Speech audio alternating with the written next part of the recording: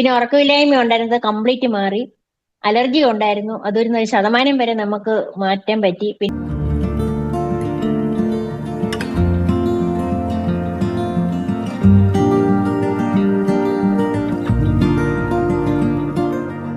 ഇപ്പം വീട്ടമ്മയാണ്.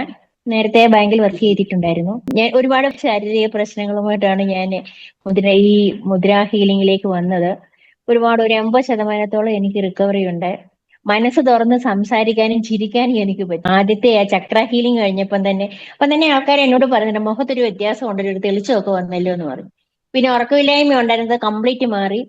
അലർജി ഉണ്ടായിരുന്നു, അതൊരു 1% വരെ നമുക്ക് മാറ്റാൻ പറ്റി. പിന്നെ കുറെ ശരീര പ്രശ്നങ്ങൾ സാറിന് അറിയാലോ, ഒത്തിരി ഉണ്ടായിരുന്നു.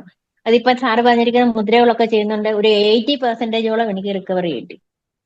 PMRT എന്ന് പറയുന്നതേ, ആ അത് ശരി. ഒരുപാട് ശരീരത്തിന് നല്ലതായി.